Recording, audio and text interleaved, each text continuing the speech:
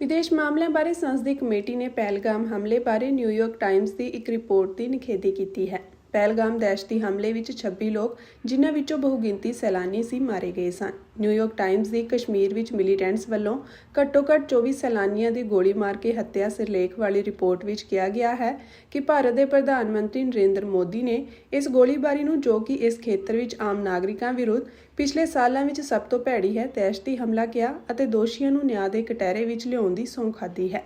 ਸਦਨ ਦੀ ਵਿਦੇਸ਼ ਮਾਮਲਿਆਂ ਬਾਰੇ ਕਮੇਟੀ ਨੇ ਐਕਸ ਤੇ ਇੱਕ ਪੋਸਟ ਵਿੱਚ ਕਿਹਾ ਕਿ ਨਿਊਯਾਰਕ ਟਾਈਮਜ਼ ਅਸੀਂ ਤੁਹਾਡੇ ਲਈ ਇਸ ਵਿੱਚ ਸੁਧਾਰ ਕੀਤਾ ਹੈ। ਇਹ ਸਪਸ਼ਟ ਤੌਰ ਤੇ ਦਹਿਸ਼ਤੀ ਹਮਲਾ ਸੀ, ਚਾਹੇ ਉਹ ਭਾਰਤ ਹੋਵੇ ਜਾਂ ਇਜ਼ਰਾਈਲ। ਜਦੋਂ ਅੱਤਵਾਦ ਦੀ ਗੱਲ ਆਉਂਦੀ ਹੈ ਤਾਂ ਨਿਊਯਾਰਕ ਟਾਈਮਜ਼ ਅਸਲੀਅਤ ਤੋਂ ਦੂਰ ਹੋ ਜਾਂਦਾ ਹੈ। ਪੋਸਟ ਵਿੱਚ ਵਿਦੇਸ਼ ਮਾਮਲਿਆਂ ਬਾਰੇ ਕਮੇਟੀ ਨੇ ਇੱਕ ਤਸਵੀਰ ਸਾਂਝੀ ਕੀਤੀ ਹੈ, ਜਿਸ ਵਿੱਚ ਸਿਰਲੇਖ 'ਚੋਂ ਮਿਲੀਟੈਂਟ ਸ਼ਬਦ ਕੱਟ ਕੇ ਉਸ ਦੀ ਥਾਂ ਲਾਲ ਰੰਗ ਵਿੱਚ ਵੱਡੇ ਅੱਖਰਾਂ ਵਿੱਚ ਅੱਤਵਾਦੀ ਸ਼ਬਦ ਲਿਖਿਆ ਹੈ। ਵਿਦੇਸ਼ ਮਾਮਲਿਆਂ ਬਾਰੇ ਸੰਸਦੀ ਕਮੇਟੀ ਨੇ ਪਹਿਲਗਾਮ ਹਮਲੇ ਬਾਰੇ ਨਿਊਯਾਰਕ ਟਾਈਮਜ਼ ਦੀ ਇੱਕ ਰਿਪੋਰਟ ਦੀ ਨਿਖੇਧੀ ਕੀਤੀ ਹੈ।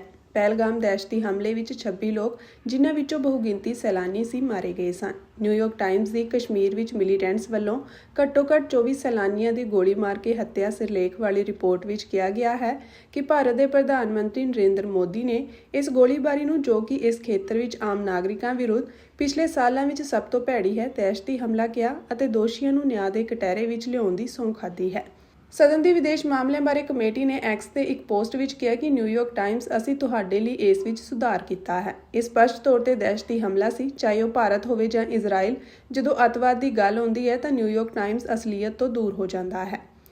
ਪੋਸਟ ਵਿੱਚ ਵਿਦੇਸ਼ ਮਾਮਲਿਆਂ ਬਾਰੇ ਕਮੇਟੀ ਨੇ ਇੱਕ ਤਸਵੀਰ ਸਾਂਝੀ ਕੀਤੀ ਹੈ, ਜਿਸ ਵਿੱਚ ਸਿਰਲੇਖ 'ਚੋਂ ਮਿਲੀਟੈਂਟ ਸ਼ਬਦ ਕੱਟ ਕੇ ਉਸ ਦੀ ਥਾਂ ਲਾਲ ਰੰਗ ਵਿੱਚ ਵੱਡੇ ਅੱਖਰਾਂ ਵਿੱਚ ਅੱਤਵਾਦੀ ਸ਼ਬਦ ਲਿਖਿਆ ਹੈ। ਵਿਦੇਸ਼ ਮਾਮਲਿਆਂ ਬਾਰੇ ਸੰਸਦੀ ਕਮੇਟੀ ਨੇ ਪਹਿਲਗਾਮ ਹਮਲੇ ਬਾਰੇ ਨਿਊਯਾਰਕ ਟਾਈਮਜ਼ ਦੀ ਇੱਕ ਰਿਪੋਰਟ ਦੀ ਨਿਖੇਧੀ ਕੀਤੀ ਹੈ। ਪਹਿਲਗਾਮ ਦਹਿਸ਼ਤੀ ਹਮਲੇ ਵਿੱਚ 26 ਲੋਕ, ਜਿਨ੍ਹਾਂ ਵਿੱਚੋਂ ਬਹੁਗਿਣਤੀ ਸੈਲਾਨੀ ਸੀ, ਮਾਰੇ ਗਏ ਸਨ। ਨਿਊਯਾਰਕ ਟਾਈਮਜ਼ ਦੀ ਕਸ਼ਮੀਰ ਵਿੱਚ ਮਿਲੀਟੈਂਟਸ ਵੱਲੋਂ ਘੱਟੋ-ਘੱਟ 24 ਸੈਲਾਨੀਆਂ ਦੀ ਗੋਲੀ ਮਾਰ ਕੇ ਹੱਤਿਆ ਸਿਰਲੇਖ ਵਾਲੀ ਰਿਪੋਰਟ ਵਿੱਚ ਕਿਹਾ ਗਿਆ ਹੈ ਕਿ ਭਾਰਤ ਦੇ ਪ੍ਰਧਾਨ ਮੰਤਰੀ ਨਰਿੰਦਰ ਮੋਦੀ ਨੇ ਇਸ ਗੋਲੀਬਾਰੀ ਨੂੰ, ਜੋ ਕਿ ਇਸ ਖੇਤਰ ਵਿੱਚ ਆਮ ਨਾਗਰਿਕਾਂ ਵਿਰੁੱਧ ਪਿਛਲੇ ਸਾਲਾਂ ਵਿੱਚ ਸਭ ਤੋਂ ਭੈੜੀ ਹੈ, ਦਹਿਸ਼ਤੀ ਹਮਲਾ ਕਿਹਾ ਅਤੇ ਦੋਸ਼ੀਆਂ ਨੂੰ ਨਿਆਂ ਦੇ ਕਟਹਿਰੇ ਵਿੱਚ ਲਿਆਉਣ ਦੀ ਸਹੁੰ ਖਾਧੀ ਹੈ। ਸਦਨ ਦੀ ਵਿਦੇਸ਼ ਮਾਮਲਿਆਂ ਬਾਰੇ ਕਮੇਟੀ ਨੇ ਐਕਸ ਤੇ ਇੱਕ ਪੋਸਟ ਵਿੱਚ ਕਿਹਾ ਕਿ ਨਿਊਯਾਰਕ ਟਾਈਮਜ਼ ਅਸੀਂ ਤੁਹਾਡੇ ਲਈ ਇਸ ਵਿੱਚ ਸੁਧਾਰ ਕੀਤਾ ਹੈ। ਇਹ ਸਪਸ਼ਟ ਤੌਰ ਤੇ ਦਹਿਸ਼ਤੀ ਹਮਲਾ ਸੀ, ਚਾਹੇ ਉਹ ਭਾਰਤ ਹੋਵੇ ਜਾਂ ਇਜ਼ਰਾਈਲ। ਜਦੋਂ ਅੱਤਵਾਦ ਦੀ ਗੱਲ ਆਉਂਦੀ ਹੈ ਤਾਂ ਨਿਊਯਾਰਕ ਟਾਈਮਜ਼ ਅਸਲੀਅਤ ਤੋਂ ਦੂਰ ਹੋ ਜਾਂਦਾ ਹੈ। ਪੋਸਟ ਵਿੱਚ ਵਿਦੇਸ਼ ਮਾਮਲਿਆਂ ਬਾਰੇ ਕਮੇਟੀ ਨੇ ਇੱਕ ਤਸਵੀਰ ਸਾਂਝੀ ਕੀਤੀ ਹੈ, ਜਿਸ ਵਿੱਚ ਸਿਰਲੇਖ 'ਚੋਂ ਮਿਲੀਟੈਂਟ ਸ਼ਬਦ ਕੱਟ ਕੇ ਉਸ ਦੀ ਥਾਂ ਲਾਲ ਰੰਗ ਵਿੱਚ ਵੱਡੇ ਅੱਖਰਾਂ ਵਿੱਚ ਅੱਤਵਾਦੀ ਸ਼ਬਦ ਲਿਖਿਆ ਹੈ।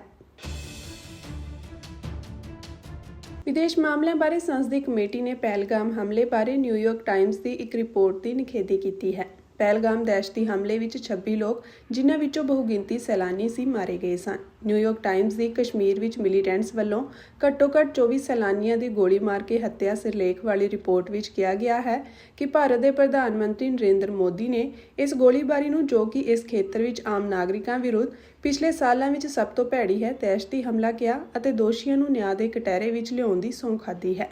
ਸਦਨ ਦੀ ਵਿਦੇਸ਼ ਮਾਮਲਿਆਂ ਬਾਰੇ ਕਮੇਟੀ ਨੇ ਐਕਸ ਤੇ ਇੱਕ ਪੋਸਟ ਵਿੱਚ ਕਿਹਾ ਕਿ ਨਿਊਯਾਰਕ ਟਾਈਮਜ਼ ਅਸੀਂ ਤੁਹਾਡੇ ਲਈ ਇਸ ਵਿੱਚ ਸੁਧਾਰ ਕੀਤਾ ਹੈ। ਇਹ ਸਪਸ਼ਟ ਤੌਰ ਤੇ ਦਹਿਸ਼ਤੀ ਹਮਲਾ ਸੀ, ਚਾਹੇ ਉਹ ਭਾਰਤ ਹੋਵੇ ਜਾਂ ਇਜ਼ਰਾਈਲ।